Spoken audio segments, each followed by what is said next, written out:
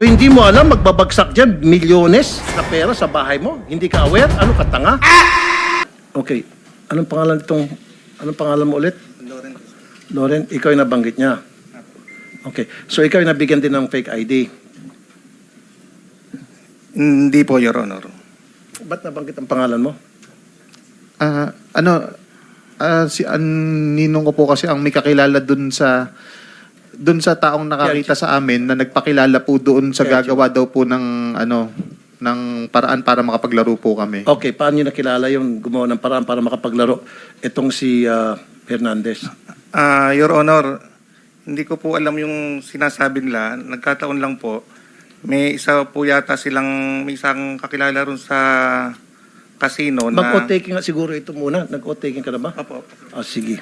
Sige. And then?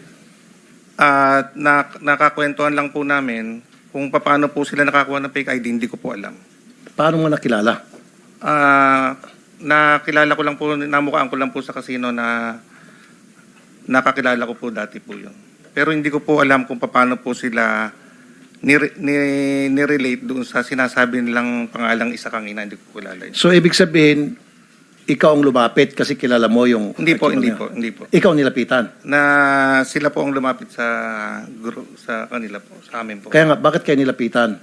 Hindi po. Siyempre, may purpose yun. Kaya kanilapitan, alam nila na kayo galing sa DPWH, alam nila na marami kayong perang pansugal. O alam nila na bawal, di ba? Your Honor, hindi po ako taga DPWH. Di ka taga DPWH. Hindi po. Anong trabaho mo? Negosyante po ako, Your Honor. Anong negosyo mo? May mga aviaries po ako, may mga nagpapa-lending din po at may mga resto po ako. May mga Resto po. restaurant. Opo. Tapos meron kang lending. So, pinapautang mo ito? Hindi po. Okay. Pabalik tayo kay Bryce. Bryce, 36 bank accounts. Napakarami nito. Mga ordinaryong tao, isa lang. Yung iba, dalawa, the most. Ikaw, meron kang 36 bank accounts. Paano mo ma-justify? Sabihin natin meron kang negosyo. Sideline, sabi mo, nagbebenta ka ng motor o meron kang share doon sa mga kakilala mo na nagbebenta ng motor. Paano ma-justify na magkaroon ka ng 36 bank accounts? Your Honor, karamihan po naman dyan, yung mga kakilala ko na nagtatrabaho sa bangko, nakikiusap, pwede ba mag-open ng account? Kung ako naman po, kung magkano minimum na kaya ko, yung open ko po. Okay. Di ba, pag nagdeposito ka ng more than 500,000, you have to justify that. So, yung mga pumapasok na milyones at one time, paano mo na-justify doon sa bangko para tanggapin yung malaking milyones na pera na pinapasok mo? Hindi ko rin po alam, Your Honor, basta pinapayagan naman po ng mag-deposit po. Pinapayagan ka. No po, Your Honor. Okay, magbanggit ka ng bangko halimbawa. For example, AUB po. AUB. Po. Pag pumunta ka sa AUB, magdeposito ka ng more than 500, you have to justify. You have to show proof na yung perang yon ay legit at saan ang galing yon. Tama? In your case, exempted ka. Wala po akong matandaan, Your Honor, na hiningan po ako ng proof na... So, ibig sabihin, lahat ng bangko, itong 36 bank accounts mo, lahat ng bangkong ito, hindi ka na hinihinga ng proof kung saan ang galing yung pera din na deposito mo. Minsan po, yung iba po humingi. Pero doon po, parang madalas po, hindi po talaga, Your Honor. Kahit po more than 500,000, hindi po. Magkano pinakamalaking dinepositong pera? Parang 10 million po. Okay. 10 million nag-deposit ka. Hindi ka man lang hiningian ng pruweba ng bangko kung na yung pera yun ay legit at saan ang galing? Ay, yan po na hiningan po ako nun. So, anong pinakita mong pruweba? Resibo po nung pagkakagawa ng warehouse po. So gumawa-gawa ka ng resibo na gumawa ka ng, meron kang ginawang warehouse. Hindi po, Your Honor. Na Sa parang construction.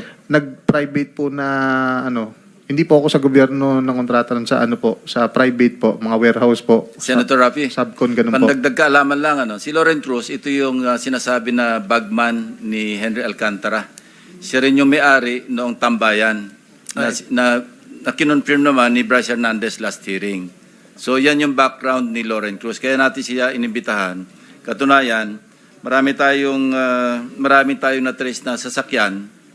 Kasi pag nagdo-donate ng sasakyan si Henry Alcantara, kung bakit, sa kanya nakapangalan yung mga sales invoice. So yun, dagdag FYI lang para for you to pursue. So, bagman ka, Mr. Cruz? Mr. Chair, hindi po ako bagman.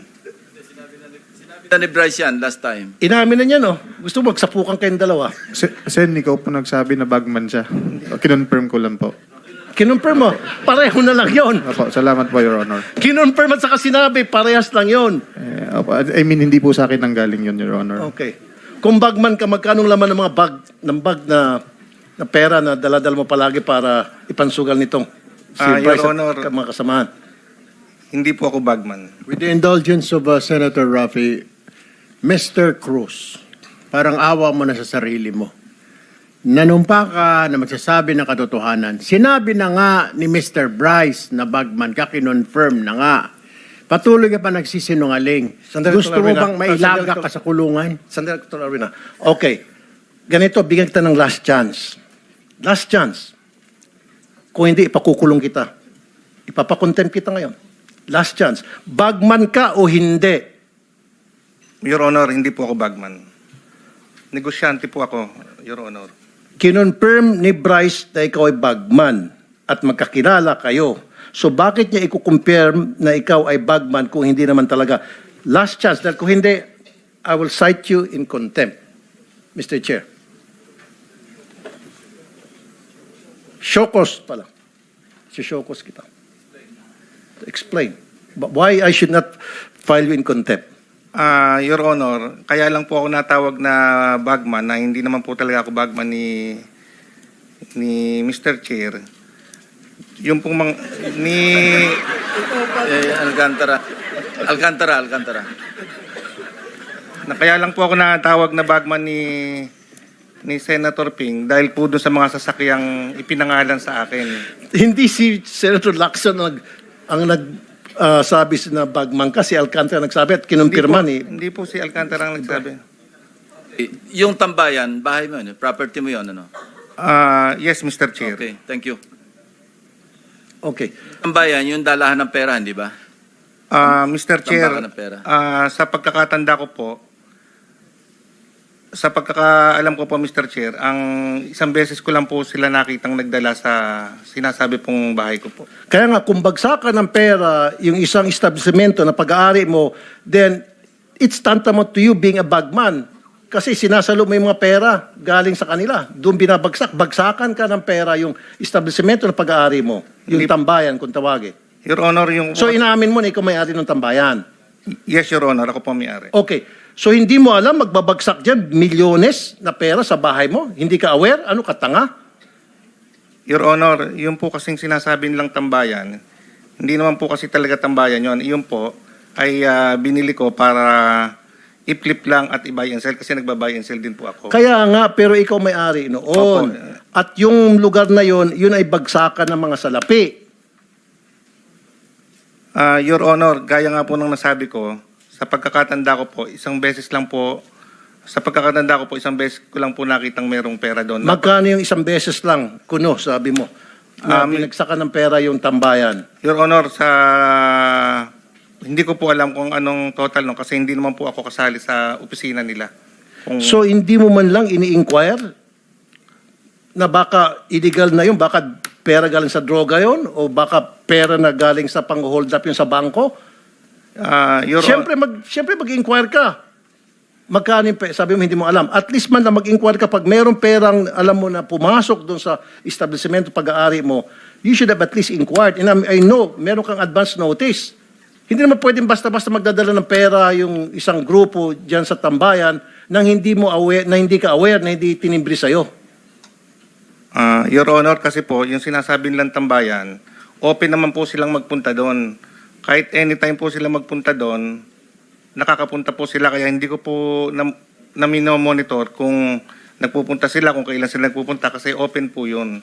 I know, lahat naman ng restaurant open to the public. Yung tambayan pong sinasabi. Oh, nila, lahat naman ng bago po. establishmento pwede mo sabihin open kasi labas-pasok sila. Pero at least man lang, alam mo kung sino-sino yung mga taong pupunta doon. Diba? Imposible hindi mo alam kung sino yung mga tumatambay doon. Yes, Your Honor. Oh, at alam mo na mayroong mga nangyayaring aktibidad na kung saan milyones na pera ang binabagsak doon. Alam mo yun, imposible hindi. Your Honor, gaya nga po nung nasabi ko, isang beses ko lang po nakitang nagdala sila doon. Kagaya nga po ng gusto kong sabihin sa inyo, pagkakita ko po kung anong yung isang instance po na yon, ay pinagsabihan ko sila na wag na silang magdadala doon. Talaga So po. pinagsabihan mo. Opo. Okay. Yung mga pupunta doon sa tambayan, ito yung mga taga-DPWH. Kadalasan po, Your Honor. Kadalasan. Opo. Tapos doon sila naghati-hati ng pera na hindi mo alam. Doon sila naghati-hati. Hindi ko po alam kung pinaghatian na yon o kung para saan po yun. Hindi ko po alam, Your Honor. Hindi mo alam kung saan galing yung pera na dinadala doon. Yes, Your Honor. Basta't alam mo, mayroong milyones dyan at nandiyan yung mga taga-DPWH at sila ay maghati-hatian doon. Your Honor, isang beses ko lang po nakita yon at pinagsabihan ko din po agad sila. At hindi mo alam kung magkano. Your Honor, hindi ko po alam kung magkano. Bryce, nakapunta ka sa tambayan? Opo, Your Honor. Ilang beses na ginawang bagsakan ng pera yung tambayan sa maalala mo? Mahigit po sa isang beses, Your Honor. Hindi ko po alam kung ilan po ang beses, to be exact. Mahigit sa isang beses. Opo, Your Honor. Sinungaling ka. Your Honor, ang sabi ko po, Imposible hindi mo alam na mayroong mga perang dinadala dyan sa lugar mo at malalaking perang pinag-uusapan, hindi na mga barya-barya. But anyway, Bryce, magkano yung mga perang dinadala sa tambayan tuwing magbabagsak ng pera? Sa pagkaalala ko po, billion po. Billion? Your Honor. Opo. Kada bagsak? Opo, basta marami po siyang pera, hindi po bababa sa 100 milyon, Your Honor. Oh, okay. At any given day, any given time, magkano yung binabagsak sa tambayan, sa maalala mo? Yung picture na nakita ko po, dahil sabi ko nga po, doon ko lang po nakita yung ganong karaming pera na puno yung bilyaran. Alam ko po, mahigit po sa 1 billion yun, Your Honor. Mahigit 1 bilyon. Magkano, ilang kayo naghati-hatian doon? Hindi po para sa amin yun, Your Honor. Alam ko po, delivery po yun for delivery po sa proponent. Kung tama po ang pagkakalala ko. At sino yung proponent? Tingin ko po, kung tama po yung pagkakaalala ko, sabi po ni Boss Henry, yun po yung kay Zaldico. Magkano yung commission mo doon? Your Honor, wala po akong commission doon kahit magkano po.